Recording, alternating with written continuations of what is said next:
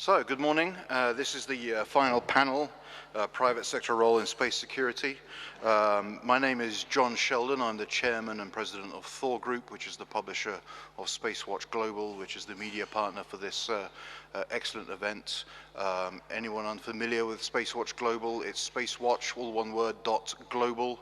That's the web address. It's an online space news and opinion magazine.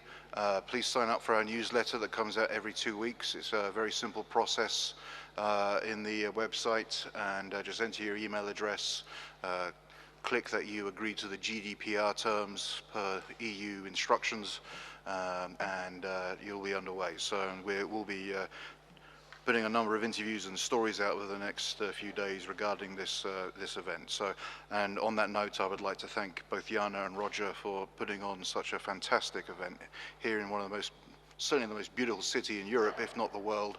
It's been a great pleasure to be here. This is my second visit to Prague. This one has been done in much more style and class than my first time, which was when I was a young, skinny backpacker in 1990.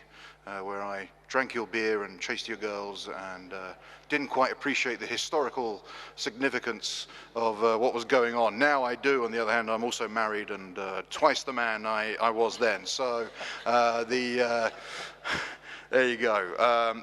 So before we introduce our great panelists here, I just want to make a few comments about setting the scene, if you will, for the discussion for the next hour and 15 minutes or so.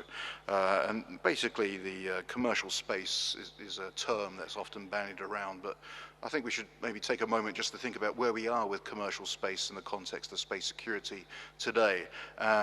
There's always been, obviously, commercial satellite communications, over the past 20 years, commercial Earth observation, which have national security and military utility. They're not always necessarily designed for specific military use, but for most military purposes and for most militaries, it tends to be capability that was good enough for most things. Now we're in a situation where not only have the number of providers and the countries from which these providers come from have expanded, but also the commercial functions on offer have also expanded into what was once traditionally a national security area. So I'm thinking, for example, as a most recent example, we now have a number of companies that are offering sub-1 meter resolution synthetic aperture radar imagery, and we also have a couple of companies that are offering radio frequency geolocation, a form of SIGINT, ELINT kind of capability. I'm thinking about Hawkeye 360, already have capability in orbit. And then we also have Kleos Space, based in Luxembourg, who are about to do the same thing. And these are getting into much more what would be traditionally regarded as more hardcore military intelligence areas, but offering it now as a commercial service. So, and of course, as always, with more traditional services like SATCOM and Earth observation and these more recent developments, they have a large number of government clients as well as commercial clients. And that raises questions, therefore, about risk and liability in some of the more extreme circumstances that we've been discussing for the last day and a half. Are businesses prepared for it? Are their shareholders aware and understand what those risks are, and so on? The other issue also to consider when we talk about commercial space and space security is the complexity, the web of complexities and relationships that occur when we talk about commercial space. So I'll give you an example, and I refer back to Kleos Space, and it should be clear I have no formal commercial relationship with that company, but I think they're a good example of some of the complexities we're talking about. This is a company staffed largely by British engineers. It's registered and headquartered in Luxembourg and is registered on the Australian Stock Exchange. So you can see how this becomes a much more complex web of relationships. There's nothing wrong with what they're doing per se, but in terms of jurisdictions, in terms of perhaps loyalties when it comes to the crunch, you know, things could get rather awkward. The other examples are perhaps more anecdotal, but they're well known within the community. And we have real-world examples of these. And I'm thinking, for example, back in 2006 in the war between the Israeli Defense Forces and Hezbollah in southern Lebanon, where the Israelis found that Al-Manar TV, which was the very toxic satellite television station run by Hezbollah, was using various channels on a Eutelsat satellite over the Mediterranean. And the Israelis were looking at ways of how they could knock Hezbollah off there, only to find that the Israeli government was using the same satellite. We've had similar situations in the Middle East and Afghanistan, where, again, it's a bit of a known situation where Thoraya, the satellite phone provider from the United Arab Emirates, was providing services to the United States and its allies and partners. We also found out that the Taliban were also using Thoraya. Now, that presents a number of challenges as well as opportunities. There's an intelligence opportunity in those situations, but also it can make things very awkward and complex. And then the last, if you will, cornerstone of the context that we should be discussing, and this gets into the work being done by PSSI on what they're calling space sector capture, which is what space is doing in terms of the wider context of the geo-economic competition that's underway right now. Between China on one hand and the United States and Europe on the other. We're seeing that in the trade disputes going on right now between the US and China. We're seeing that, for example, in a lot of the controversy surrounding Huawei and 5G networks. But it's also, as we have been discussing over the past 36 hours, an issue in space. And I'll give you an example of space sector capture. If you look at what's going on in Pakistan with China, and you have the China-Pakistan Economic Corridor, which is, if you will, the showcase for their Belt and Road Initiative.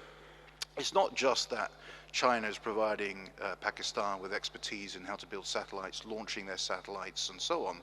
China has directed its state-owned companies to go in and buy all the satellite communications resellers in places like Karachi, Lahore, and Islamabad. They have completely and utterly cornered the market in places like Pakistan, whereby companies from other parts of the world, not just from Europe or the United States or Japan, but Australia, other places, people like Yahsat and Thoraya in the UAE, for example, Arabsat, have no look-in whatsoever in getting into that market.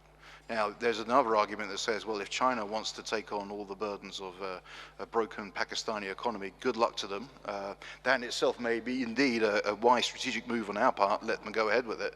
But at the same time, this is not just happening in Pakistan, it's happening in places like Africa, parts of the Middle East, and other parts of Asia. So that's, if you will, the scene we're set. So with that all said, we have a number of, well, we have four very, very distinguished panelists. We have Kevin O'Connell, who's the Director of the Office of Space Commerce from the US Department of Commerce, and we're looking forward to Kevin's remarks about what's been going on in the Department of Commerce regarding space, because it's been a very active couple of years, I understand. We then have Bhavya Lal, who's the Science and Technology Policy Institute at the Institute for Defense Analysis in Washington, D.C. We have Masahiro Atsumi, Vice President and Senior General Manager of Space Systems Division at the Mitsubishi Heavy Industries in Japan. And then last but certainly not least, we have my good friend Anushka Lukasic, who's the Senior Director of European Affairs at Planet Labs Incorporated, and she's based out of Brussels. And I'm sure she's going to be very much a wallflower and not say anything controversial. One last thing before I get the panel underway, by the way. I know that I made some rather intemperate interventions in the previous panel, and I'm sure there are a number of people who may wish to seek their revenge and get at me.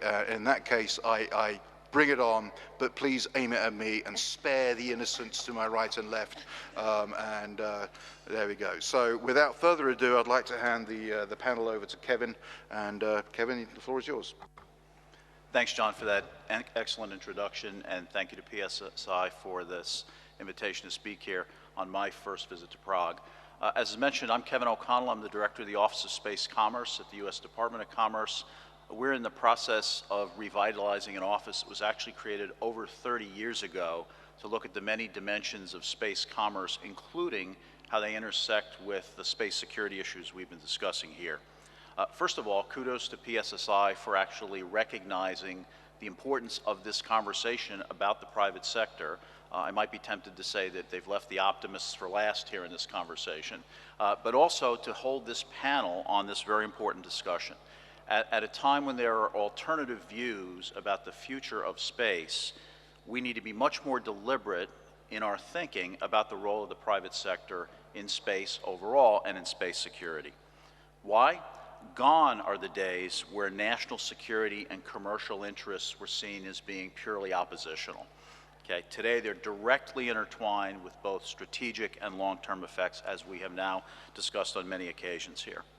That said, even after decades of government use of commercial capabilities, we're only beginning to fully understand the differences in outlook, what constitutes success for both sides, and other perspectives. Kudos here to my good friend Dr. Pace on the 20th anniversary of Merchants and Guardians publication, and we would be wise to read that book again 20 years later, because we're very much still in the mindsets of the merchants and the guardians on this. Governments, for example, carefully consider how to spend public dollars, while companies are under pressure to either succeed or fail fast. Even today, as we struggle to understand, those perspectives are changing. At Commerce, we see a future of space that is overwhelmingly commercial with related economic and security benefits. Those benefits will help improve life on Earth, but also extend our reach to the Moon, Mars, and beyond. The commercial space sector continues to grow and diversify globally. Entrepreneurs with a wide range of backgrounds and companies of all sizes are coming forward with new ideas that potentially disrupt our thinking about the use of space. They employ industrial concepts like standardization, reliability, reusability, and continuous learning, even as they tap into an ecosystem of technologies that includes artificial intelligence, machine learning, and cloud computing. Adapting business models will be as important as technology. We often focus on the technology. It's equally important to pay attention to how companies are adjusting their business models. Private investment in space in 2018 hit an all-time high, and there's no sign of it cooling off even through the first quarter of 2019. Every week at Commerce, a handful of entrepreneurs cross our doorstep to propose concepts and highlight ones that could either disrupt the traditional commercial capabilities like communications, remote sensing, weather, even navigation applications, even as other entrepreneurs come forward with new concepts in satellite servicing, advanced manufacturing, robotics, and others. Some of them, like satellite servicing, if we can navigate some of the problems that we've discussed here in the workshop, will change the economics of space entirely. And so we have to pay attention to those functions from a commercial perspective as well. While governments and industry are investing in space, often cooperatively, the rates of innovation in each of the communities is dramatically different. Governments are and should be backing initiatives at the cutting edge of science, safety, and security that use scarce public funds appropriately. The private sector is backed by a growing and increasingly sophisticated community of investment and insurance that shifts risk and encourages speed and diversity in a competitive global market. While space functions today enjoy very different levels of commercialization, and we do have to acknowledge that, none of these functions is in a fully commercial market. By no means is success guaranteed. In this way, space markets are becoming normal markets where we will see successes, failures, mergers and acquisitions, and other competitive market behaviors. That's a normal development. Governments play important roles in the market as customers, as patrons, as regulators, and even as competitors. Within the United States, on the customer front, we're seeing a shift in the traditional model of government customer buy all to one where the government can place small strategic bets, often more than one, in exploratory areas. In the process, they provide key resources to companies for commercialization, and then firms turn to the capital markets for additional scrutiny of their technologies and their investments. As regulators, we have to be careful not to stifle innovation or allow dual regulation to hinder progress. Government regulators often focus on blocking the innovation as opposed to governance of the innovation should the business not fail. And that's an important shift in perspective we have to see on the regulatory side. Yet to return to our security conversation, we still pay only scant attention to how the private sector will influence or be influenced by security developments in space and their effects on business on the ground. Among the other things that we're trying to do in the Office of Space Commerce is to influence the thinking about the role of the private sector that goes into national level planning and doctrine. Let me give you an example. I've sat in too many tabletop exercises and war games at this point where there's nothing more than a token inject about commercial activities. Typically, an adversary will signal or apply direct influence to a commercial capability, which is then dealt with typically in an overly simplistic way. We have to do better than that in incorporating the role of commerce into these national level exercises. That kind of treatment typically fails to consider the second and third order consequences. What's the next move related to that company? What are the next moves related to other companies in the market?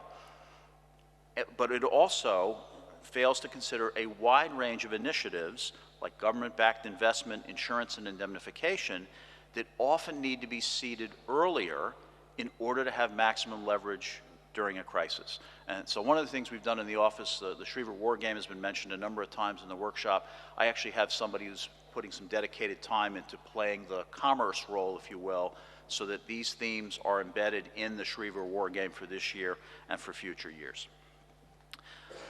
Why else should we think deliberately about the role of the private sector in space security? Let me just rattle off a couple of ideas and that we can dive deeper on in the question period. First, because defense, intelligence, and other national security organizations rely on them more. For years, military strategists have debated the concept of disaggregation in space, but increasing reliance on commercial effectively creates disaggregation. It also creates complexity, as John has just mentioned. Second, because the growing space economy does create resilience. There was a conversation about this yesterday, I thought a very good one.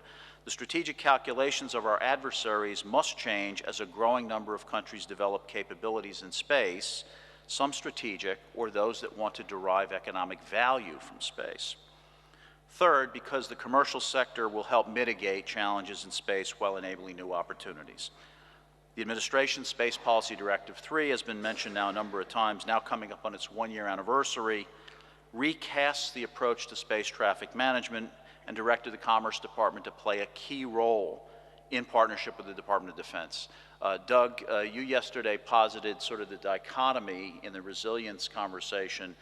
I would say there's no dichotomy at all. The idea that underpins SPD 3 is that defense gets to work on the issues, pay attention to the issues, invest in the issues that you asked whether we needed to pay more attention to them. We absolutely do, while commerce actually harnesses the role of the private sector in the market to try to quickly mitigate the space debris problem. And we can talk more about that. One of the key reasons for that decision, as I said, is that the private sector will play a key role in creating novel solutions to a growing space debris and space congestion problem.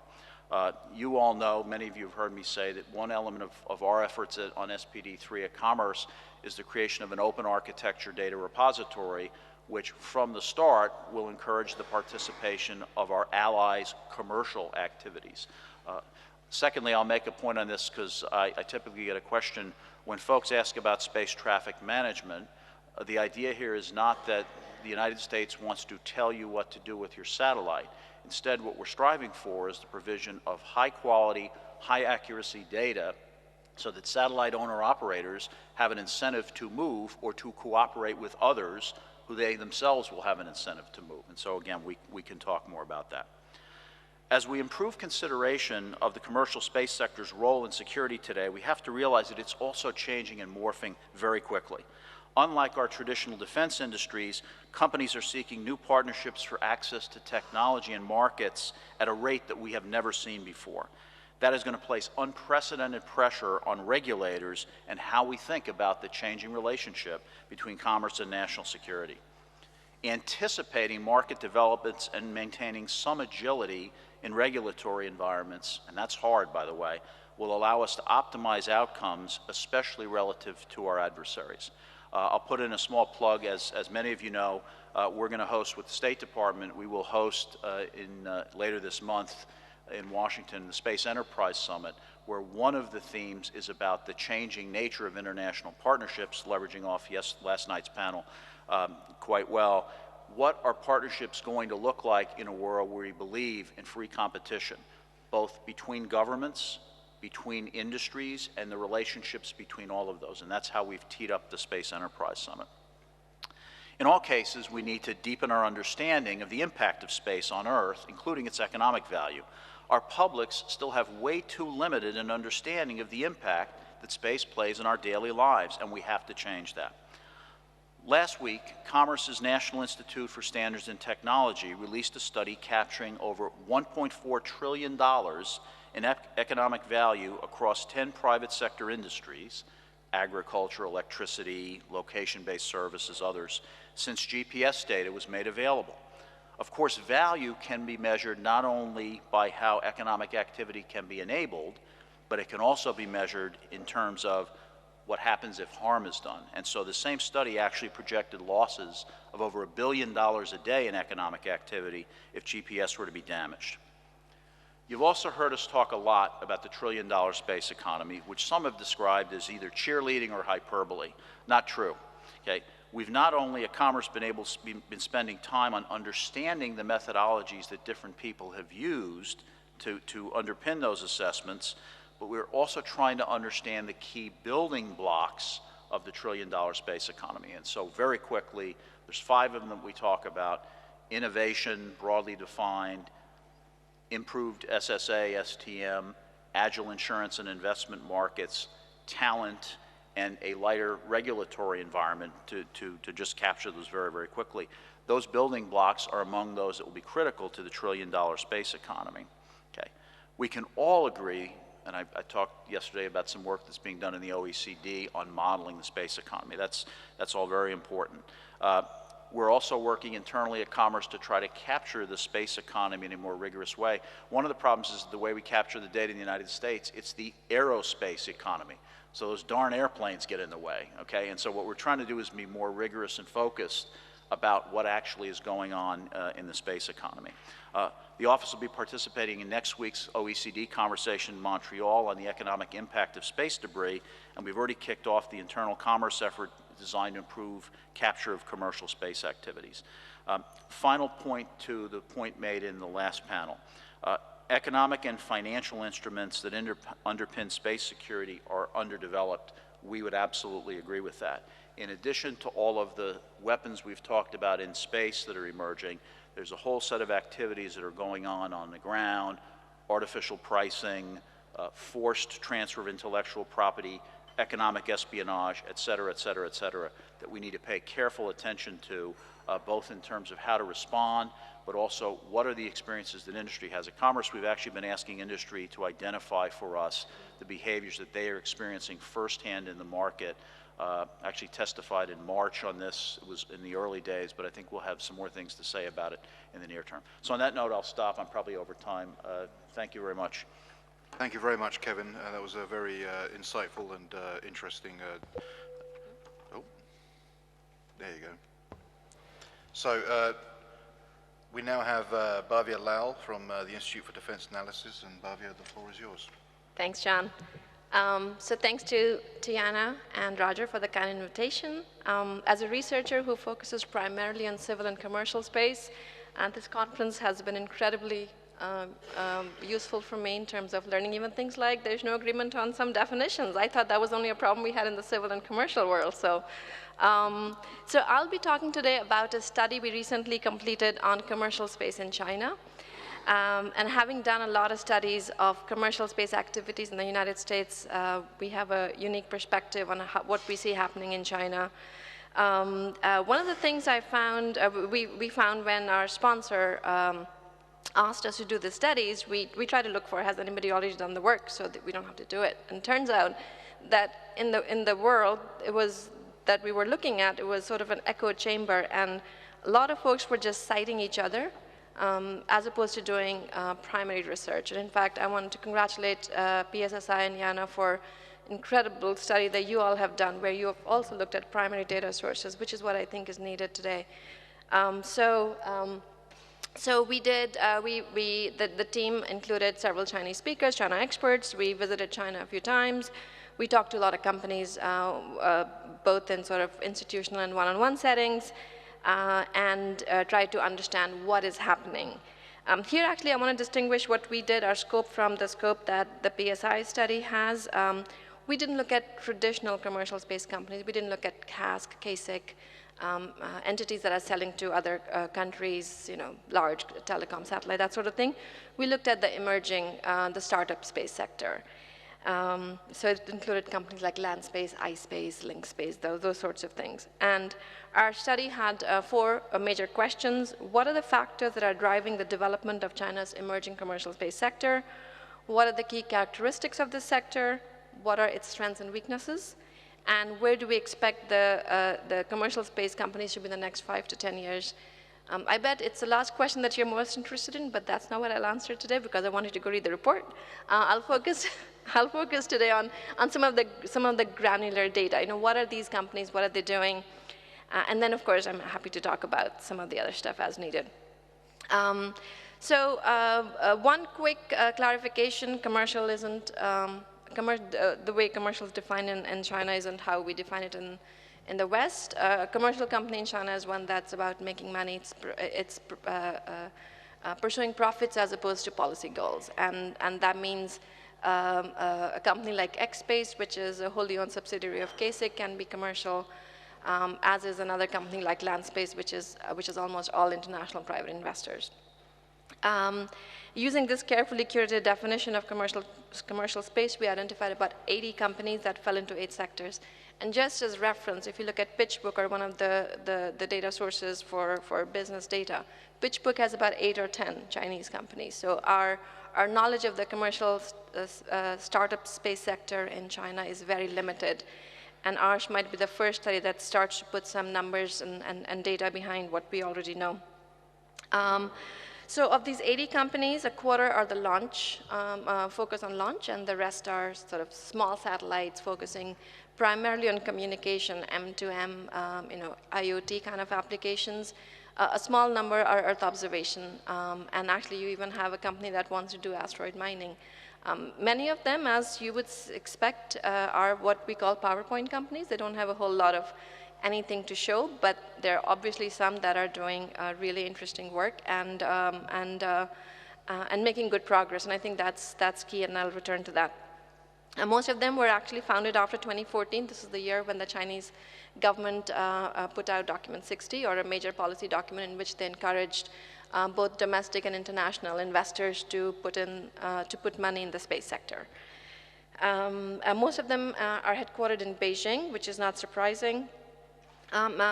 Even within the private 80 companies, there's a lot of categorization you can make. So there's companies that are spin-offs from other larger companies like Tatway, or spin-offs from the Chinese Academy of Sciences like Spacety. And again, because of their origins, they have different orientations in terms of what intellectual property they bring in, or what kind of employees they have.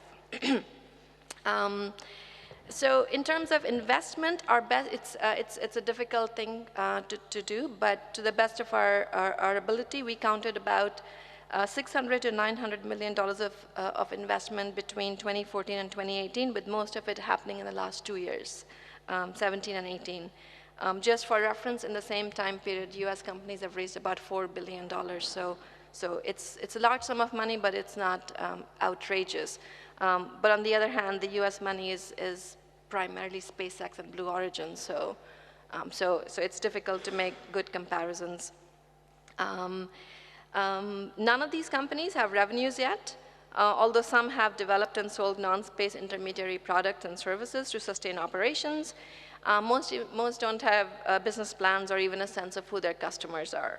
Largely, they want to be Chinese versions of American space companies. Elon Musk is their patron saint. In fact, this is something we heard in a lot of our discussions, both in the private sector and when we had government discussions, that if the United States can produce an Elon Musk, so can China.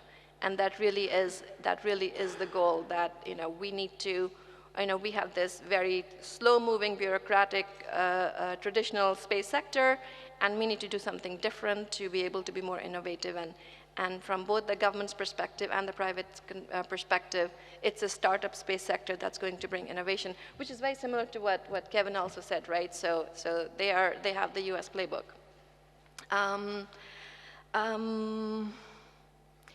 So in terms of the customers, they are very aware that because of export control and other regulations, they are not going to have customers or even supply chains in the United States or US allies.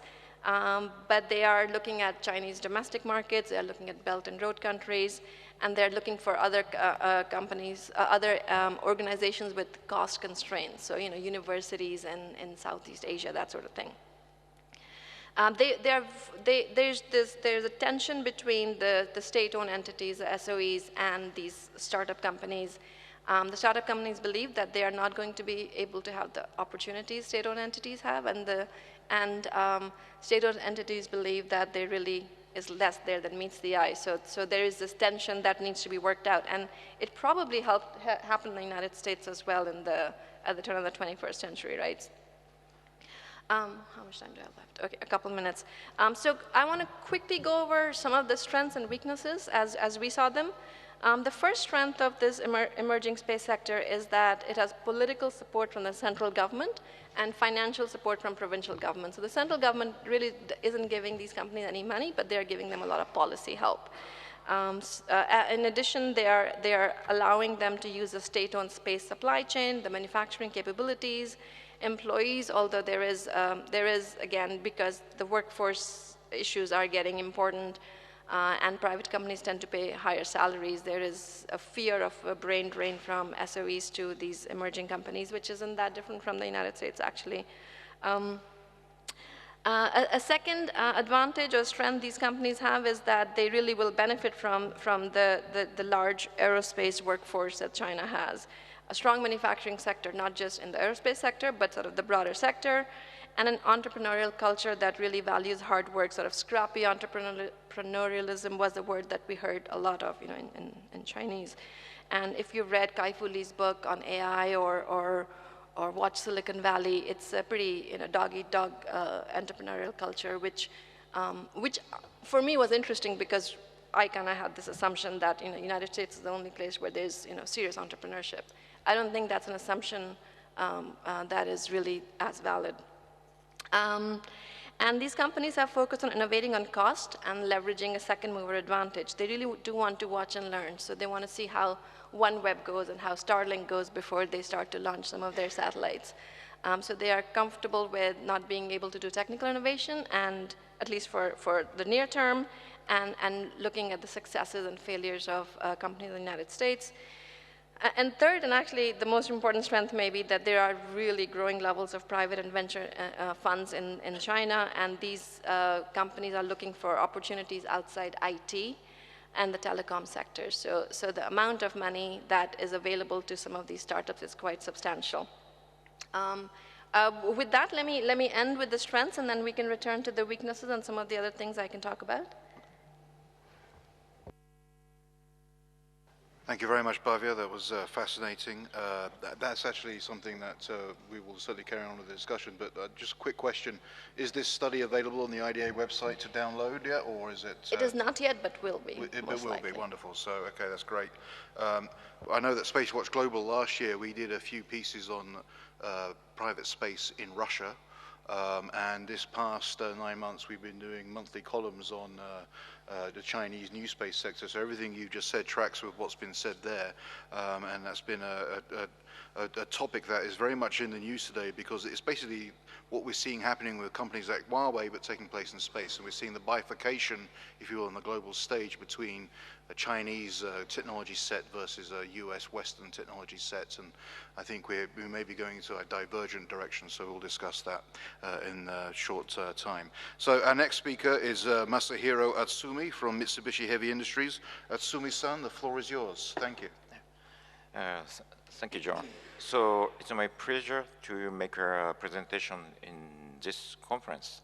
So in fact, it's my first time to attend this conference. So I'm a senior general manager of Space System Division at Mitsubishi Heavy Industry. So at my space division, so launch service is at the core of our business. So I'd like to make some comments on it. Investment in defense space from the perspective of space transportation in this panel. And also, so my background is just an engineer. Okay, so MHI has launched a number of satellites from Tanegashima Space Center with H2A and H2B, Japanese flagship rockets. Meteorological satellite, communication satellites, scientific and information gathering, and also positioning, expand, so on. So has been launched into their orbit by single launch or multiply. What I feel through these experiences is that the satellite mission changing the trajectory, the launch accuracy, and operation sequence required for the launch transportation. So for example, when we launching an HTV it means H2A transfer vehicle.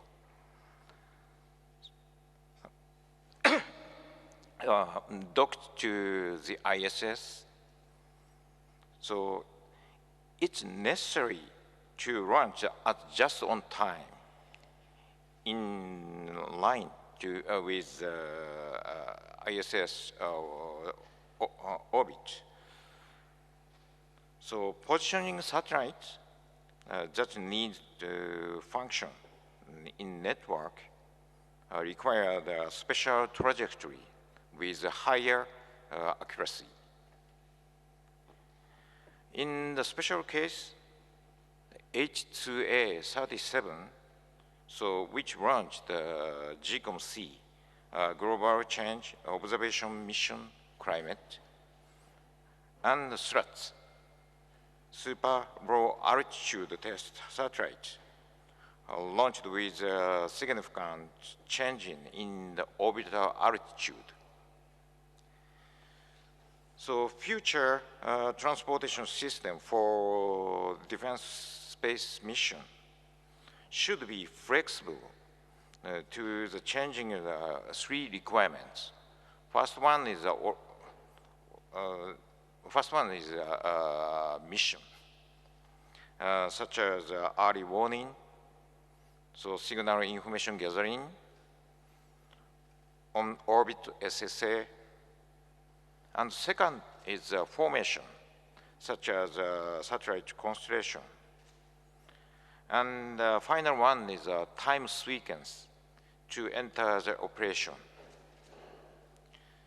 So in order to meet the changing demand, so we intend to give a flexibility to the H3 rockets currently under development in Japan.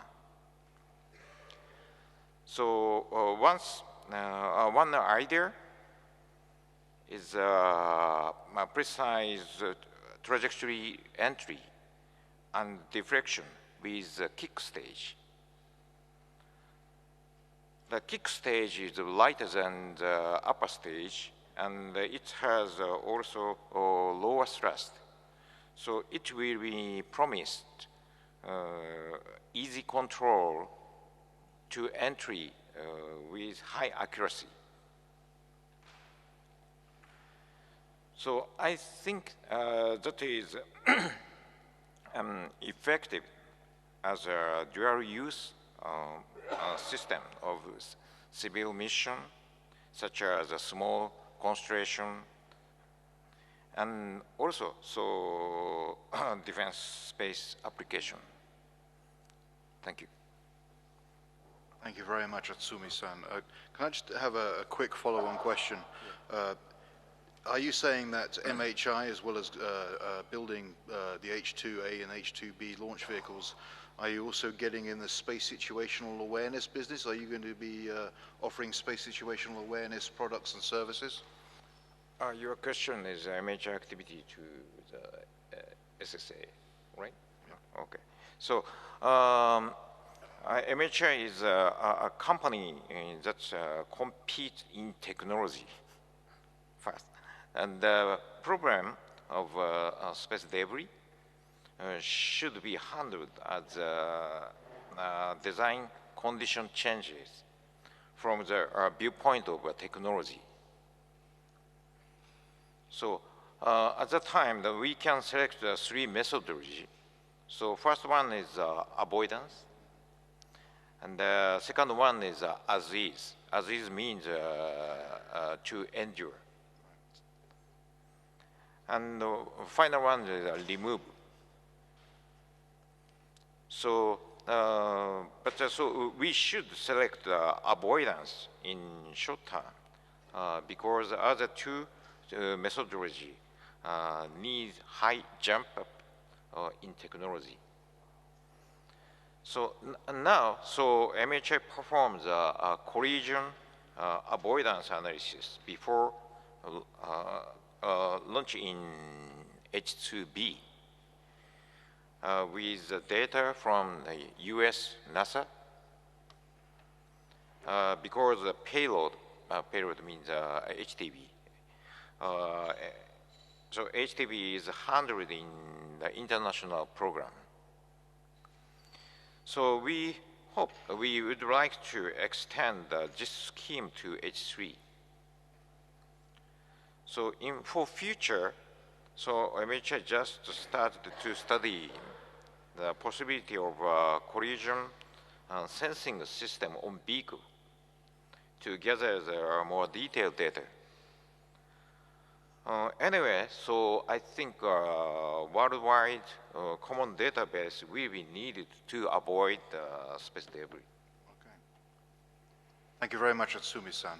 And now, definitely not last but not least, is Anushka Lukashik from Planet. Anushka, the floor is yours. Thank you very much. Good morning. I'm very happy to be here. It's excellent to be on this panel, and I would like to really thank the organizers, Yana and Roger, for inviting me. It's really a privilege. It's a privilege for a couple of reasons. One is that it's very unusual at these sort of space conferences, space security events, to have not only industry, but it's really a new space company and a mega constellation. So I think this is something that I'm very happy about to share with you, how we kind of can contribute to these discussions here. And also I would like to congratulate you for putting so many women on these panels, which is also very unusual in space security conferences. So well done. I would like to tell you a little bit about Planet, give you a background about what we do and who we are. I know a lot of you probably know us already, but this is going to give a bit of a context of why we do what we do and how does that fit into the space security larger discussion. So Planet, it's an Earth observation company that is only barely over 7 years old. So you could almost call us a startup.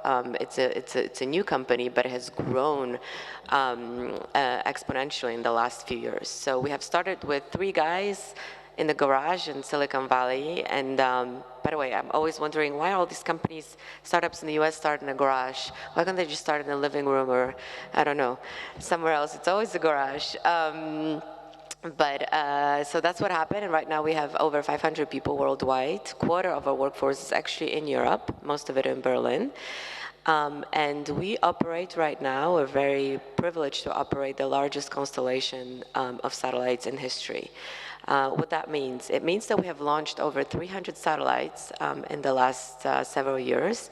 Right now we have 165 roughly operational satellites with 3 different constellations. So we have what we call our baby. So it's our doves, which are the cube satellites, 3U, so 10 by 30 centimeters. Those are passive static satellites that are about 3.5 meter resolution, and we have launched so many of them. So what they do, they kind of form this string of kind of like pearls around Earth, and Earth is rotating inside of that belt, which means that they scan the Earth. It's like Earth would be going through a scanner. That allows us to have a daily revisit time, and we're also right now an only entity that has a daily revisit time, so we can picture every place on Earth every day. So as you can imagine, for security purposes, that's kind of a game changer. In addition, we also have rapid eye satellites, which we have acquired. We acquired a company called Blackbridge that used to be rapid eye, and those are satellites of 6 meter resolution for agricultural purposes, and we also have SkySats. SkySats are very high resolution satellites with 70 centimeter resolution that can also shoot videos up to 90 seconds. And we have 15 of those in space, and the full constellation is going to be 21 satellites. And as you can imagine, we're also working on new stuff. So what is really nice with the type of constellations we have, doves are scanning the Earth, so if we see something interesting, or our customer wants to see there's an area of interest, we can then send our SkySats twice a day, zoom in and take a picture or video of that area. So it's a pretty powerful tool. The company is, like I said, fairly young, but it's operational, and we do have revenue. Knock on wood, this will continue. But there's a couple of implications with what we're doing on space security. So there's this security of space, right, of space environment that I would like to touch upon, but also security from space. So the security in space is very important for all of us to be responsible space actors. This is clear. And I think this is why it's important to discuss with these newcomers these things, because even if many of them are not going to make it business-wise, in the meantime, they're still going to shoot or launch things into space that can cause a lot of potential harm and debris, especially the small satellites. So it's very important to educate them about how to do it properly. The founders of my company, of Planet, have actually been concerned with space security and space sustainability issues for a very long time. So they have they've started the company with the objective to have Planet as a not only to be seen as a responsible space actor, but to be seen as a kind of a model for other mega constellations. So what that means that our doves are at 500 kilometer altitude, and within 3 to 4 years, obviously due to atmospheric drag, they come lower, lower, lower, and eventually burn an atmosphere completely, so they do not leave any trace. The SkySats can, of course, be, will be deorbited when the time comes. And so we're really thinking about this from the start. It's important that the other companies think about it as well. You know, we've just heard about Elon Musk launching 60 Starlink satellites, and that's only a beginning. He's going to launch a lot of satellites to the low Earth orbit, and it hopefully it will be done in a wise and responsible way. So this is why Planet, even though, you would think, actually several people here at the conference during coffee breaks asked me, so why are you here? Why does a company like Planet is interested in these topics, right? This is so high level, security, government, military, why are you here? Well, we're here because we care, simple as that. We think we're part of this space family, and we think we have a voice, and we're gonna launch more things into space that, we need to be part of that conversation. Now, touching upon the security from space topic. So as you can imagine, with the capabilities that we have, a lot of actually governments and MODs and military are our customers. So we have recently, for instance, signed or re-signed a big, this has been in the public domain, a big contract with the NGA and also NRO, and we're also doing that with various other governments both in Europe and in, well, US, Canada, etc. So a lot of the capabilities that we have, because one of the things that we're also looking at, and we think it's really important, is to, our next mission is to, we want to Google Earth, planet Earth, the way Google, oh my gosh, we want to index Earth the way Google indexed the internet. This is what we want to do. What does that mean? That we want to really use machine learning and artificial intelligence together with the data that we provide that can then, because there's so much data that the human eye cannot really process it all in time. So we want to use machine learning and artificial intelligence that is going to be able to just process and go through our data as it comes and be able to identify that this is a ship, this is a tree, this is a road, this is a car. So immediately you will have insights of how many ships are in, so for ship counting, or how many planes, or how many cars, or how many bridges are there, and if there's a disaster, how many are being destroyed. So immediate information about these sort of insights. We use a lot of analytics to give our customers not just raw data, but also answers and solutions. So for instance, one of the big things that we're doing is counting ships, for instance, in ports and in ocean. So if there's any sort of anomaly, anything that is out of the ordinary, you get an alert saying that this sort of ship is entering your port. This has been particularly useful for the Mediterranean crisis, during the refugee crisis. So a lot of applications that are very appropriate for the use of for security and defense purposes on Earth. However, what I would like to outline, Planet is a bit of a different company than all the other companies, and this goes back to our founders who have a vision of really having a positive impact on Earth and making planet Earth, as cheesy as it sounds, a better place. So all of our data is unclassified. I don't know if this is something you know, but as opposed to lots of other commercial providers, all of our data is unclassified. So if you buy our data, and if you are MOD or if you are military, what you do with your data, of course, it's with the data, it's your prerogative, and you can classify that information. But the data itself is not classified, and anybody else can buy it, because we strongly believe in a transparent planet. We think more insights we have and more awareness we have about what is going on, then we can make better, more informed decisions.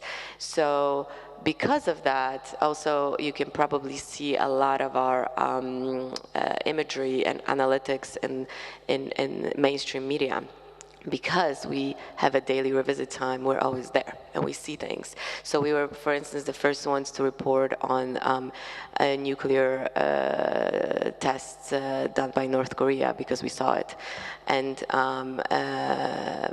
lots of refugee crises, and so or somebody, countries, I'm not going to be naming things, but saying, oh, we're not building this missile facility, and we're like, well, actually you are, because there's a picture of it. So I know that this sort of attitude can be quite controversial, because some would think that that's maybe dangerous to share this sort of information, but we think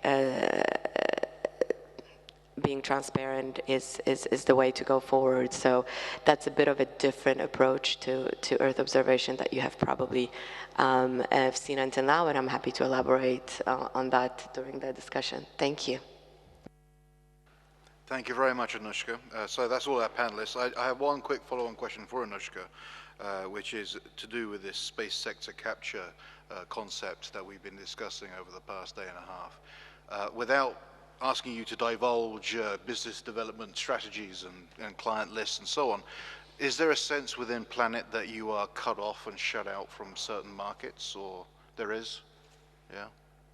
For sure, and this is, so we really would like to are aspiring to be a global company. So we have a headquarters in San Francisco. This is where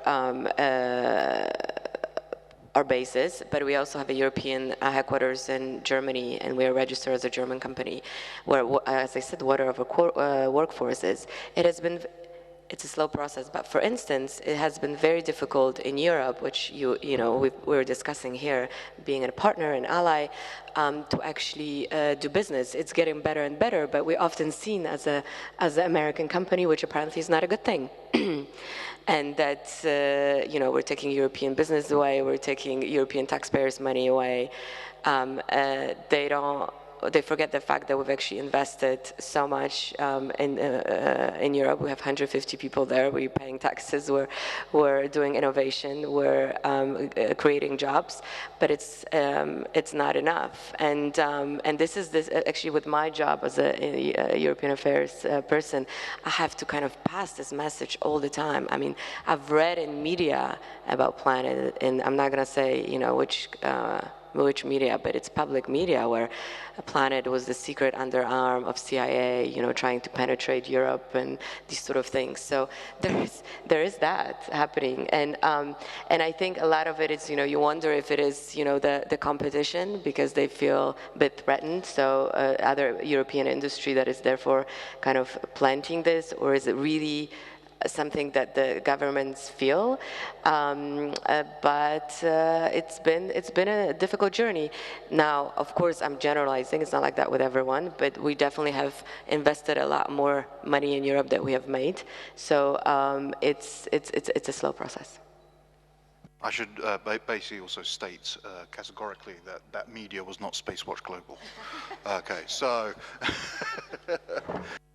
So thank you very much for that. I'm now going to abuse my position as moderator and actually ask a few questions of the panel just to get the discussion started, and then with 20 minutes to go, I'll open the floor up to the audience, and we can hopefully expand that discussion as well. So, but my first question for the panel, and every individual on the panel can take this as they wish or even defer it, but I want to get an idea, and it's something that's always concerned me over all the years I've been in this business, which is as the counter space and the space threat environment has grown, has there also been a similar growth within the commercial space sector in terms of knowledge and awareness of that threat? And is there any discussion within the industry, formal or otherwise, about how to deal with it, how to engage with it? And if not, what should they be looking to do in terms of engaging and thinking about it? I'll open the floor. Maybe Kevin, you want to take a first stab at this? So I'd just say we're probably in the early days of that being an explicit conversation. I think the place we see this most deliberately is in the cyber realm, where companies know that they are at risk from a cyber perspective, trying to understand what the best countermeasures are, trying to turn to government to understand what some of the best countermeasures are from government, et cetera. I think broadly, we're not seeing that so far. So here, I wouldn't be talking about the Chinese commercial space sector, but having done the US studies, most companies that are further along are quite aware, and they have had discussions with government. They have had help from government in terms of encryption software, that sort of thing. I think there's pretty good awareness even in places like Silicon Valley. What are the sorts of things they need to be worried about? Now, of course, there's that trade-off between, it costs us money to strengthen our system, that sort of thing, and maybe there's some hesitation there, but certainly awareness is there. And companies like Intelsat and others that sell routinely to the government are probably even farther ahead than the government is in these areas. I do remember back in 2016 when there was a reported incident where the Russians had a system in geostationary orbit that was allegedly making rendezvous and proximity operations against several satellites owned by Intelsat. And I do remember the CEO at the time of Intelsat complaining that she was not getting even a scrubbed up intelligence briefing from the US government about the vulnerabilities and threats to her company's systems. And so I think there may also be, well, there's an awareness, as Kevin mentioned in his initial remarks, there's a long way to go in terms of establishing partnerships, not just in the US, but governments to commercial in any country in terms of, and we're seeing that with cyber. We're seeing now more and more governments actually sharing cyber threat intelligence with companies in the US and other places. Estonia, for example, here in Europe is a good example of that. Do you see the case for that happening with space threats? Can I just follow up quickly on the one previous thing? So that's why actually, so Travis yesterday showed us the Luch. Yeah. And so that's where STA and AGI and some of these companies are really adding huge value in terms of giving the information the companies need that they may not be able to get from the government. Should the government be sharing this sort of intelligence when particular assets are, I beg your pardon, should government be sharing intelligence with companies when those companies' assets are under threat? I believe that they should. I've been in too many conversations where someone will say, does industry understand the threat that they're facing? My answer is no. Why don't we tell them? Answer, they're not cleared. I'll use a Brooklyn phrase, tough noogies. We have to find a way to communicate at some level the nature of the threat so that they can react in their own way.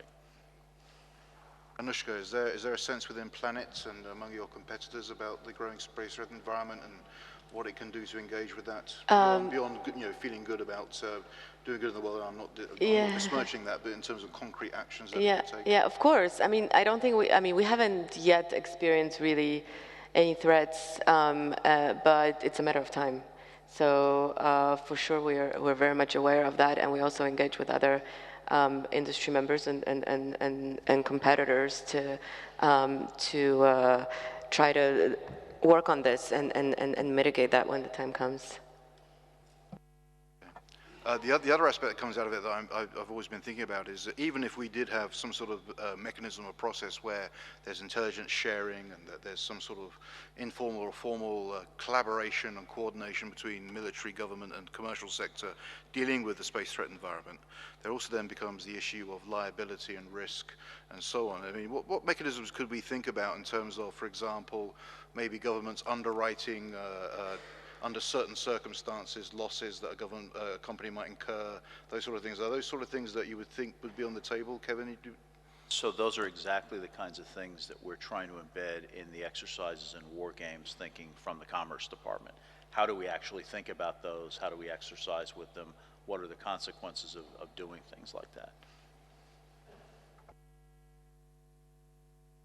The space sector capture issue, the geoeconomic aspect of this, and this is a question for Bhavya, which is based on the study you've been conducting regarding the Chinese commercial space sector.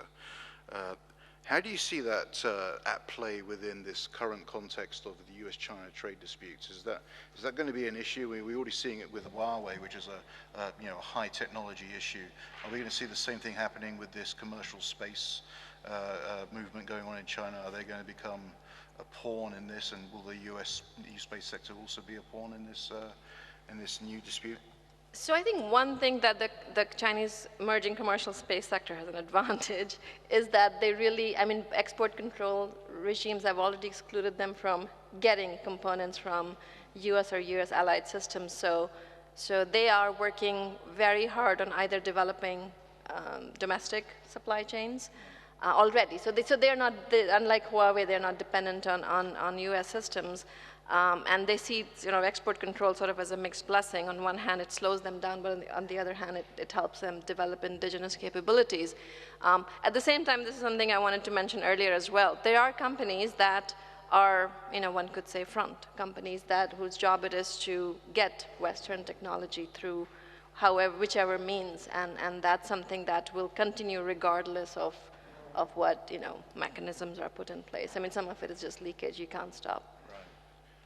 There's also, based on our understanding at ThorGroup and Spacewatch, there seems to be a value chain issue as well with Chinese commercial space, where we're seeing at least agreements being made with China and Chinese companies with other countries that are usually within the Belt and Road initiative. And I'm thinking, there was an agreement made last year, I can't remember which Chinese company it was, but they may sign an agreement with one of the leading Thai universities to manufacture Chinese satellites. So there's a value chain aspect to this. Is that something your study looked into? We did, and actually there are certain countries that some smaller companies are more open to working with for those sorts of reasons. While there's sort of an exclusion of core American technology, there are companies like GomSpace, which are happily exporting technology, and when we press them on why they're doing that, they believe that it's just a matter of time. Right. So for them, it's really a business decision. there's a question here for Anushka, which is when we talk about space sector capture, and I'm thinking here in particular, for example, some of the geoeconomic stratagems that China has adopted in places like Asia and Africa. If Western governments were to find a way of cracking those markets open, would a company like Planet, so I'm not picking on Planet particularly, but companies like Planet, would they be willing to go along with any kind of government strategy to help fulfill those sort of policy aims, or would there be some sort of reluctance to be seen to be pawns of what may be a much more hardcore geostrategic issue?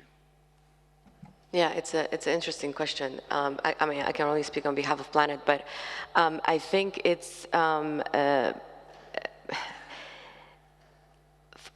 first of all, I think it's really important for us, in particular, to be seen as very neutral and independent. So this is why, for instance, we haven't taken any government funding or subsidies. We have contracts with the government, but we haven't taken any funding to actually build the company. So because we wanted to be individual, neutral, and seen as such. However, obviously, opening new markets, you have to be also smart about your business, and opening new markets and seeing that as a positive development, not just for one country, but variety of players, and kind of therefore making, again, it goes back to this transparency and kind of more openness. Then I think it would make sense for companies like ours to get involved. Again, it's just, it all depends on the what would be required of us and how that would be packaged, I guess. But we work, very closely with the U.S. government, for instance, and the German government and a few others as well. So it's not that we don't, So I think a lot of it, it's about packaging, but as long as we can keep our kind of neutrality in the sense that allows us to do what we want to do, then that would be an option. And Subi-san, would you be able to give a Japanese perspective on this issue in terms of private industry in Japan, like MHI, and their ability to get into new markets that are captured by countries like China? Is there an awareness within Japanese industry of these issues and how to deal with it? It's very hard to answer. So in Chinese market, so when we consider the Chinese market, so we have some construction, and so MHI has a responsibility to expand the space business market to adequate size, and but also, so we have some responsibility to keep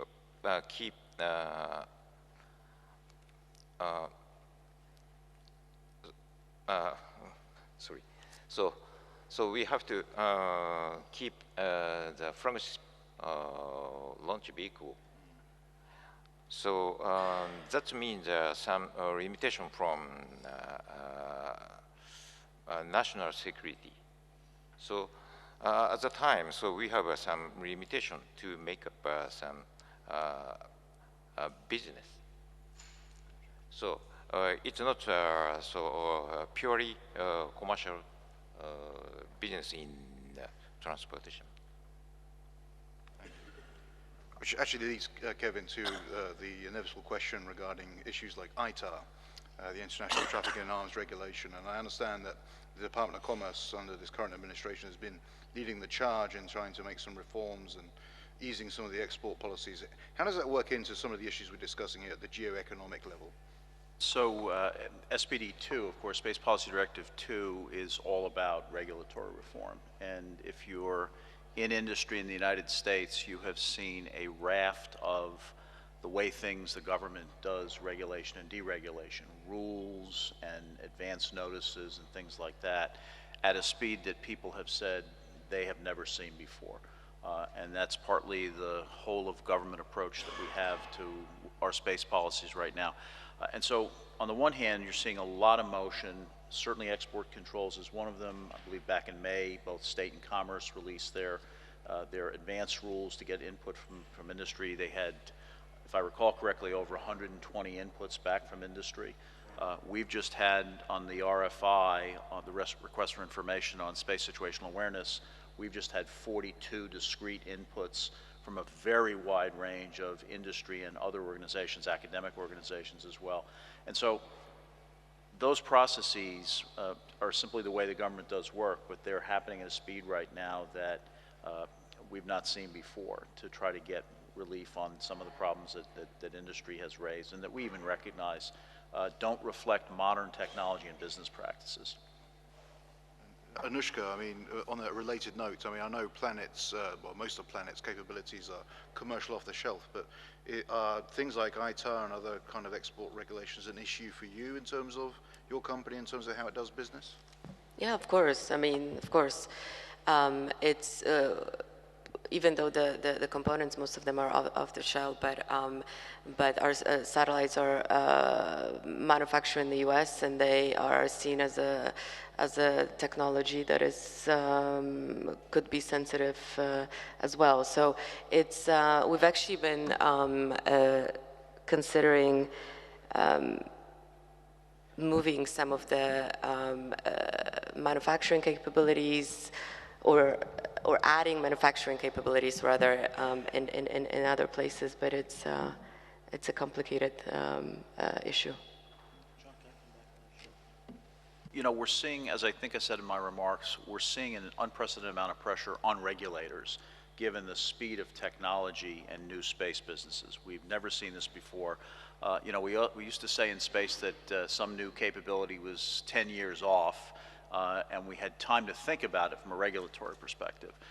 Today, that same capability might be 2 years off or maybe even 2 months off, depending on how you get it. And again, I reflected in my own comments, we have people knock on the door, and yeah, they are often out of a garage. You know, they knock on the door at Commerce, and you say, my goodness, that is not something we thought would come to market very, very quickly. And it's something that we as regulators have to really think about. How do we keep up structurally with developments in the market? How do we anticipate capabilities that are going to come in the market? One of the initiatives we have in the office is to try to talk to the early startup entrepreneurs just to hear what they're trying to bring to market. By no means will they all succeed, but what are they coming forward with? What's the technical premise? What's the business premise for what they're doing? Just so the point at which they actually knock on the door and say, I'd like a license, please, the government has already thought about it for a considerable amount of time, or as much time as possible.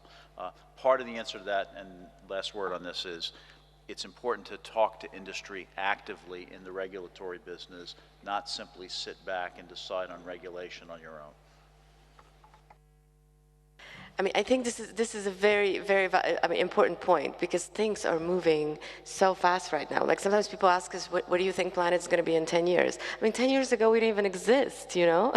So it's absolutely, the time frames are just so much shorter, and the innovation is going forward so quickly that it's very important to work with regulators that are kind of not necessarily on the same page, but can respond also in a similar time frame or much quicker than it used to.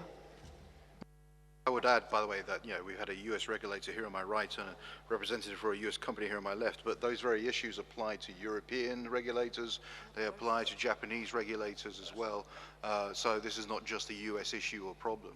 I've got two last questions from the moderator's chair, and then I'm going to open the discussion up to the floor. And the more propositions, if you will.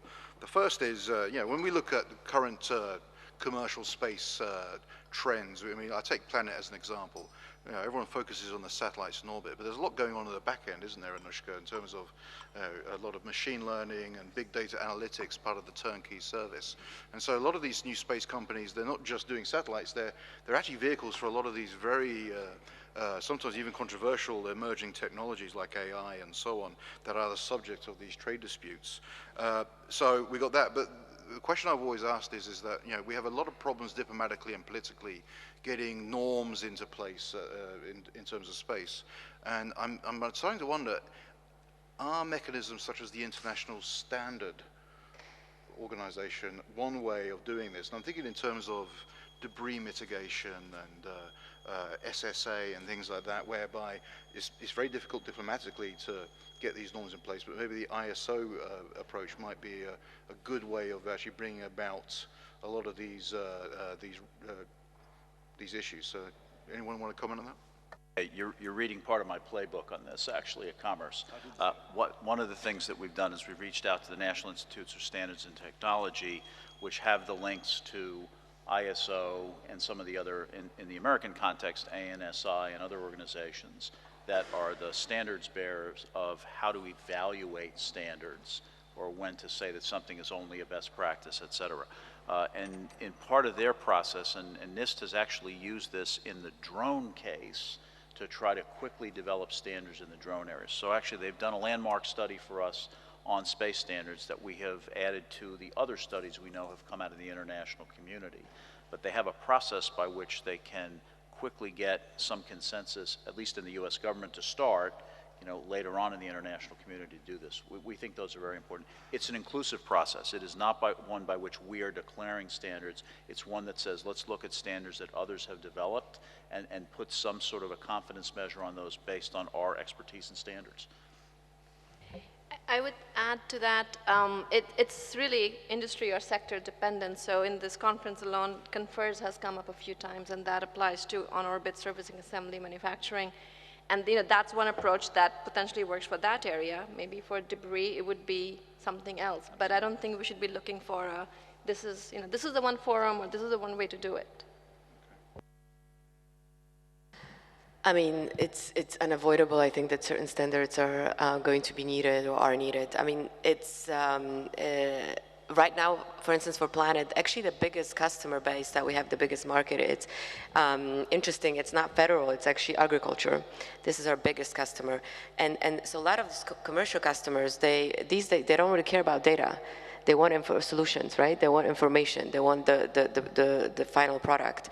So all of that includes what you said, the analytics and the machine learning AI, however you want to go about that. We do all of that in-house.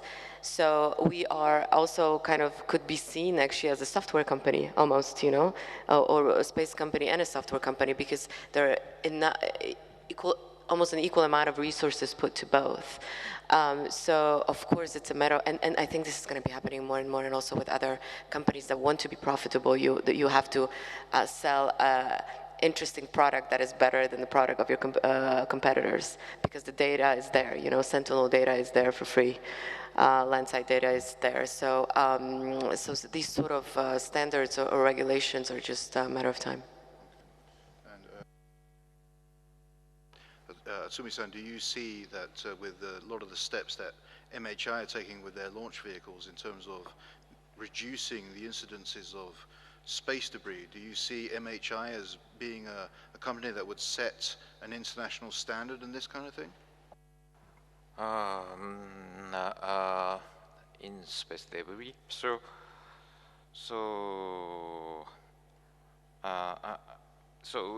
we have some role as a launch service company. So first one is how to launch satellite on demand, and other one is how to decrease. Not increase the space debris, no more debris. So that's MHI's task, I think. So controlled re-entry is applied to Atlas V recently. I have so when it has enough capacity, the same manner will be needed to H3. So if you look at H3 promotion video, so you can find out the re-entry phase in the video. So and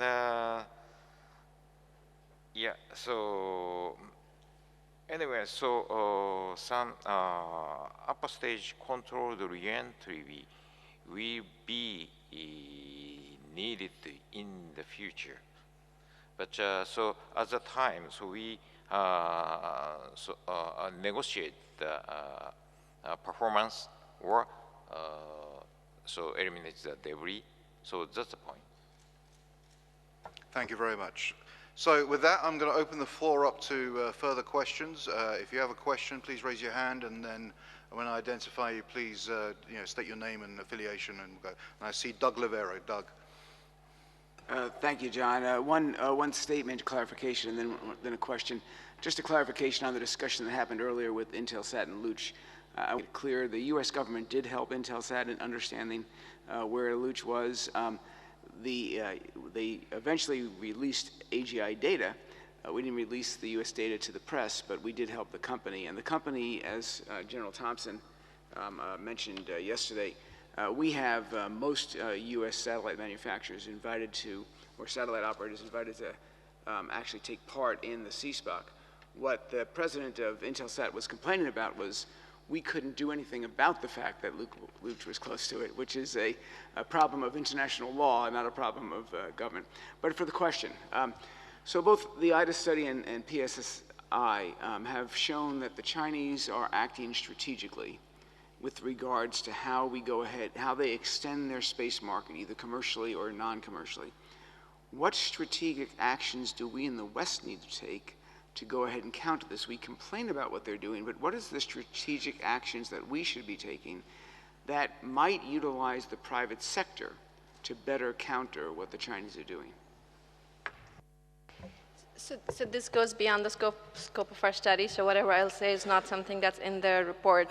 But I would say in other words, I haven't thought about this question before, so I'll start first principles. The first thing I think we need to do is to stop assuming that they are not going to ever be as good. You know, the Chinese are not as innovative, they're not as entrepreneurial. So I think we need to kind of dispense with that assumption and assume that in the next, and again, I'm not going to talk about the traditional state-owned enterprises, we didn't look at them as carefully, but for these emerging startup companies, I would say in the next 5 to 10 years, they're going to be internationally competitive. So I think that we just need to take that as a given and not just say, make that assumption.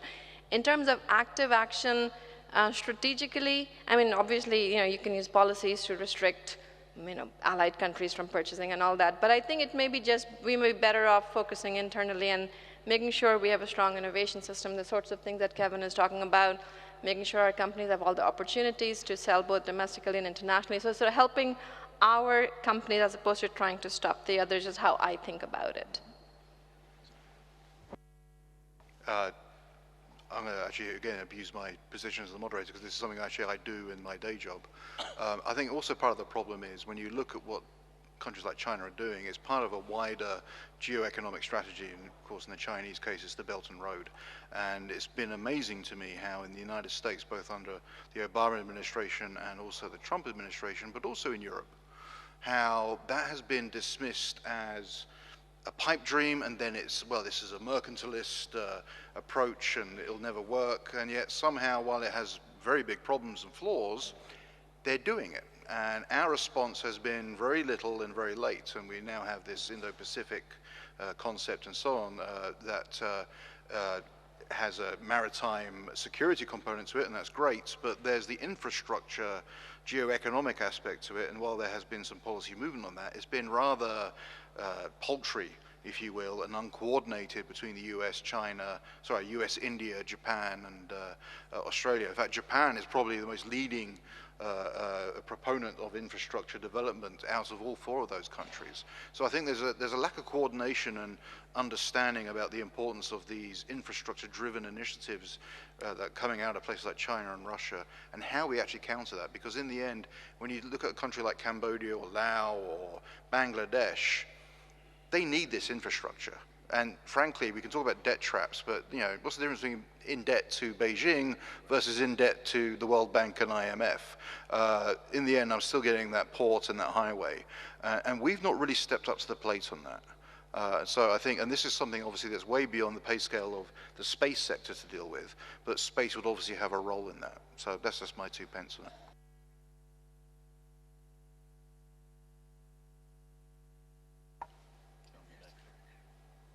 Beg your pardon, yes, a friend from Romania. Thank you very much. Alexander Georgescu from the National Institute for Research and Development in Informatics.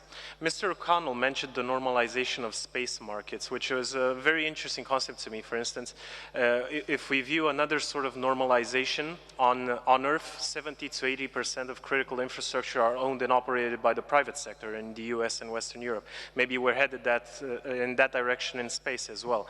My question would be, and Mr. Sheldon touched on this when he mentioned Goldman Sachs, is whether with the increase of private sector involvement in space, we will see a sort of market governance appearing, nudging companies towards sustainability. Because here I'm thinking specifically about space debris. So you have a situation where if you have evolution in liability, tracking and so on, a company might be incentivized by its insurance premia to take adequate measures to dispose of the satellite, or to shield it properly, or to defend it against cyber interference because of liability issues and so on. Do you think that will happen, or will it still be a matter of state regulation, state cooperating with private sector or international organizations, so on, pushing standards from the top to the bottom? Thank you. So thanks for that. That's a great question, and I think you framed it quite nicely. I think you will see, if you will, a market state set of behaviors that work their way into the market. Nobody's for space debris, okay? And so the extent to which commercial operators also have a strong interest in avoiding space debris and also avoiding the creation of space debris, I'll put aside the strategic question of whether people create space debris for other reasons that we've talked about over the last couple of days. Companies realize that they have to think about this now on Earth. We've talked a lot about mega constellations over the last couple of days. One of the things we've done at Commerce is to call in companies that have ideas for mega constellations, already have mega constellations, or at the front end of mega constellations, and say, what's your plan for avoiding the creation of new space debris? And there's not a single answer to that question. Some of it is going to lie in new satellite design, some of it's going to lie in better SSA, some of it's going to is going to rely on regulatory issues that emerge, and we're not at the point yet where we actually fully understand what those regulatory issues are. But I think you're definitely going to see that kind of governance that comes in this area. To a point that John raised a couple of minutes ago, the impact of artificial intelligence and machine learning, if we assume a space environment that has a wildly larger number of satellites, we're going to have to move beyond the human email/telephone call method of space traffic management that we have today. Those are going to be critical tools. And in fact, I've noticed in the responses we've gotten to the RFI, there's a handful of companies that have responded that have nothing to do with the space business, but they have an algorithm, or they have a cloud computing solution, or a data wrapping solution that are really going to help us advance the SSA STM mission in a fundamentally different way. So thank you for that question. And that also leads, I mean, while that may solve a number of problems, it also would lead to more problems and questions, especially ethical questions, especially when things go wrong. So that's an issue to keep in mind. Any other questions from the floor? Pete. Well, thanks, John. I'm having a bit of trouble framing this up as a question, but one of the things I didn't hear you address very specifically is, it seems to me there's a great deal of differentiation across the commercial space actors. I would identify at least 3 main groups, and I'm sure others would have different ways of doing this.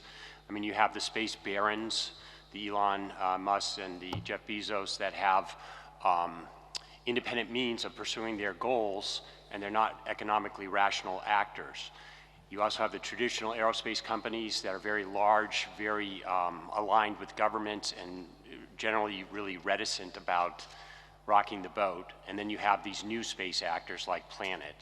So my question is, first, I mean, would the panelists see things kind of in that differentiated way?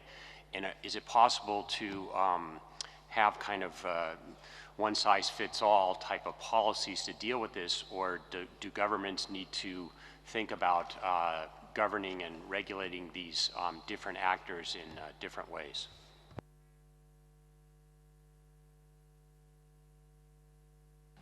Thanks, John. I mean, this is a fair question, and I don't think there is a clear answer, because you're right. These type of groups kind of have different interests and operate differently. We often now hear, especially on this side of the pond, governments and regulators being very uneasy with what is called new space companies. They don't know quite where to put them. That they're disorganized, that they're doing things ad hoc, that they do not abide by certain rules and processes and doing things a certain way. So there almost should be like in some sort of a subcategory of, for instance, in terms of when it comes to like procurement opportunities or certain recognition, etc. And that also could lead to potential differentiation when thinking about legislation. Probably there's not one fits all, but on the other hand, if we all want to be actors in space and responsible space actors, there should be some standards that are the same for all, right? Just to assure a certain stability and also predictability. But you are right. Of course, like our decisions are going to be made on very different principles than those of, for instance, Jeff Bezos, where he doesn't really care about making profits on Blue Origin because he's making profits elsewhere. And this is his kind of his vision and his baby, and he's lucky that he can do that. So he's probably willing to risk a lot more to get where he wants to be than, for instance, we would. So very fair question, and I'm interested to see where this is going to go. Actually, can I give an example to address that question, which I bet nobody in this room has really thought about: planetary protection. So when we take our spacecraft on Mars or Enceladus or Europa or other celestial bodies, there are limits on how that goes, and those limits have been set by Coast Guard, which is an international body. And there really cannot be, at least the way things stand right now, there cannot be any differentiation. So if Elon Musk lands on Mars, he has to abide by the same 30 spores or whatever limit that the Viking mission had, which was, it cost $400 million. It was $400 million to sterilize a Viking mission. No private company, no new space company is going to have that kind of money. So this is a real challenge. How do we address these different companies when some of the rules gotta stay the same, but there isn't, then it's inequitable in other ways. I would add, by the way, that we're talking about this from a US, European, Japanese perspective, and these are obviously problems and issues that must be dealt with. But the same issues plague our nemesis, if you will, that we've been referring to over the past day and a half. And what we found when we were looking at Russian commercial space was that a lot of commercial space players in Russia, and I mean what we would define as new space, found that not only did Roscosmos and the Russian space establishment view them with deep suspicion, but when it came to funding, they were also the victims, like every other part of the Russian space program, of the rampant corruption that goes on in that sector. And while that is a problem, like Roger just did with the thumbs up, that's also, from a strategic perspective, let them carry on being like that. That's going to keep them you feel sorry for the individual Russian entrepreneurs who have been inspired by what they see going on in the West. But at the same time, well, on an individual basis. I have a Russian soul, Roger. I used to teach out there. I don't trust them further. I could throw them, but I'm in love with that Russian, black, melancholic view of life. So there you go. But yes, I know what you mean. But those sort of issues I'm saying is, there's also a tendency we tend to paint our adversaries as being 10 feet tall and all the rest of it. And certainly in some cases they have advantages, but they also suffer from very similar disadvantages. But I think the key element here is they also operate in a political environment, unlike us, where changing course becomes much more difficult. We at least can identify the problems and challenges, and we have a much better chance of changing course after, of course, we've tried every other alternative before making the hard decision, but we at least do have a track record of doing that. Doug. John, I want to take the opportunity to make Kevin a little bit more uncomfortable on the stage there, since he's done that to me several times while I've been on stage in the past. So we heard from U.S. diplomats earlier today that we are afraid to go ahead and make rules in space because we will go ahead and somehow hamper technological innovation, which I find as completely nonsensical. And I use it as an example. The newer market than new space is personal drones. Personal drones are a new phenomenon, less than 5 years old in the United States and around most of the world, and yet we have a well-established set of rules in the United States and in most countries about where you can and cannot fly drones and all the rules on it. So, and yet that market continues to innovate. So Kevin, I want to understand, so we understand from the State Department's perspective why we shouldn't have rules that regulate and tell us what is good and what is bad about responsible behavior in space, but what is the Commerce Department's perspective on this? So let me I won't speak for the State Department, but I'll try to recharacterize what I think is being said. What we don't want to do is to impose some sort of grandiose regime that's legally binding. What we do think is that there are a lot of very good ideas on space safety, space sustainability that the world is coming together on, or most of the world at least, let's say it that way. And those are all very, very valuable. And so I think at this point, what we're going to try to do is to go back and say, the things we can agree upon, let's agree upon them and let's implement them. And so that's a pretty good start. I think what we're worried about is some sort of grandiose thing that we'll never agree on in the next decade, and that's probably something to be avoided. But I think we have the same view that we should take advantage of the things we're doing, that we agree upon doing in a voluntary way, and let's just do them. Again, part of what we're going to talk about at the Space Enterprise Summit is, what are the things we all agree on, and let's find pathways to just get going on them, because the problem needs to be dealt with. I wasn't that uncomfortable. Okay, we're gearing up to lunch, and of course we are the only thing between you and good lunch and home, so I'm going to wrap things up here. But to paraphrase a great radio presenter back in the UK, as the mosquito of time hits the windscreen of fate, we are now coming to a close, and I want to, for the last time, abuse my position as moderator. I'll be presumptive here. I'd like to speak on behalf of all the participants, speakers and moderators here by offering our heartfelt and sincere thanks to PSSI, the co-organizers, European Space Agency and Secure World Foundation, as well as all the corporate sponsors from Japan, for putting on, frankly, one of the best conferences I've taken part in all my 25 years of doing this, in terms of the substantive discussions, the quality and caliber of the speakers, the magnificent hosting, and the way you've taken care of all of us. So thank you to Jana and Roger. Thank you to your team over here in the corner. Please join me in giving them a round of applause. And thank you also to Anushka, to Amutsi-san, to Bhavya, and to Kevin for a very enlightening discussion. And with that, I hand things over to Roger. Thank you, John, for that very generous set of remarks. I do think we've had an extraordinary success, and I couldn't be more pleased. We're grateful to you all for taking time out of very high-velocity schedules to be with us. Some of you are repeat visitors. We want to keep the team together. We certainly welcome the newcomers and hope that you'll consider sticking with us as this conference series goes forward. In that connection, I'd like to start by giving you actual dates for our next Space Security Conference, June 11 through 13, 2021. Now, mind you, that gives you plenty of time to make your reservations. We've had some very interesting discussions about what's the level of international demand here. As we can tell, this subject matter, you want to talk about high velocity, it's evolving at such a pace that we've gotten, frankly, a lot of feedback about whether we go from a biannual to an annual. That's a daunting prospect to some of us, because these things tend to be excruciatingly difficult and debilitating from a cost perspective, even though I'm not supposed to say so. And nevertheless, we want to be responsive to demand.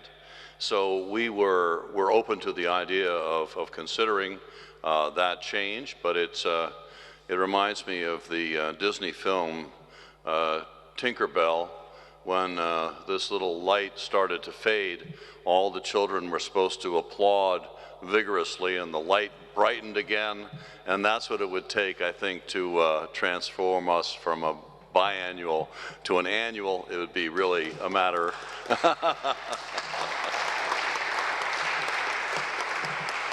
Your applause and open checkbooks would be most welcome. Thank you. As far as the overall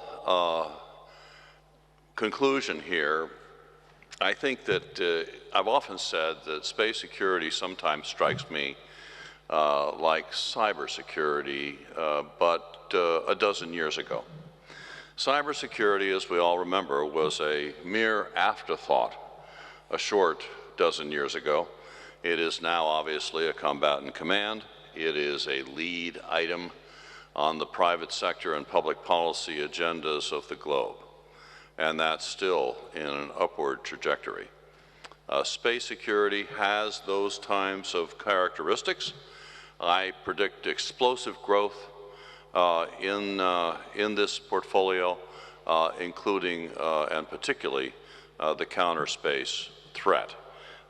In part, this is driven by the overall space industry. In no small part, we have the mega constellations, the vast and anticipated and almost certain increase in the number of satellites, the incredible complexity of the regulatory challenges, the market itself evolving to create a kind of self-regulating mechanisms, everything from insurance onward, that's going to hopefully create incentives for the responsible and safe use of space, and hopefully to penalize those in the marketplace that would take more irresponsible and threatening action. So we at PSSI certainly plan to do our part in trying to maintain our non-governmental leadership role in this particular portfolio that we've selected and that you've been so encouraging of and participating in. So I want to thank, John did a magnificent job here today, and he already thanked our co-sponsors, but you know that I share those feelings strongly, as well as our principal sponsors and I mean our principals and the whole group of companies and individuals that played such an important role here. So we now have an opportunity to partake of something the Foreign Ministry has given us special dispensation to do.